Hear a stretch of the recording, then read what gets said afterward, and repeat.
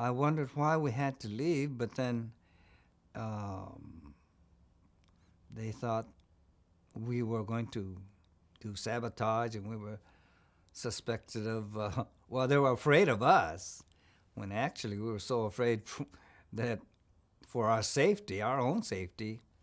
But I thought it was terrible that we had to move because I thought, well, here I am, and I'm an American citizen, and we had just studied all that history and civics, and our rights were being violated, and I just couldn't understand why they were doing that to us, to me, and here, because I always felt very patriotic.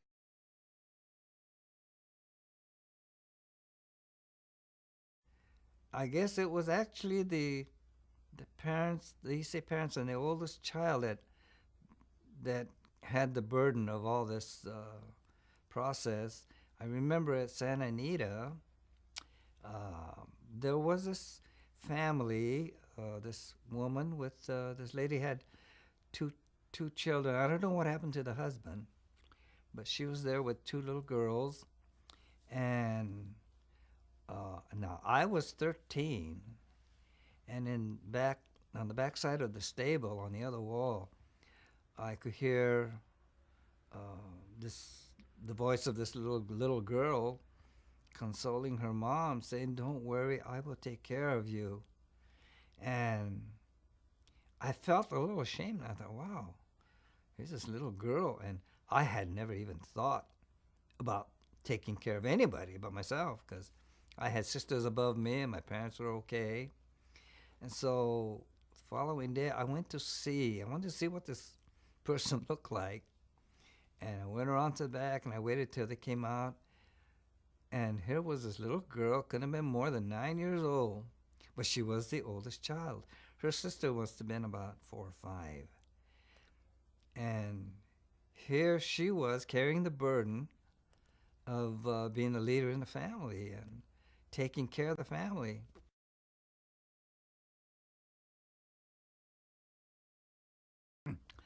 I saw those black tar paper buildings. I thought, oh my gosh, it.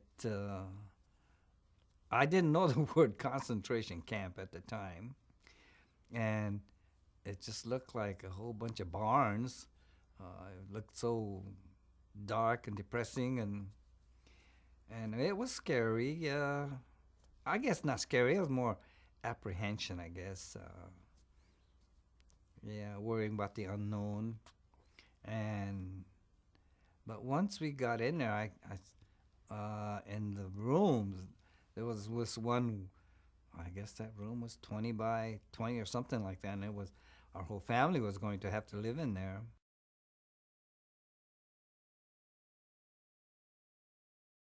And our block, the block that I lived in, was right next to the forest.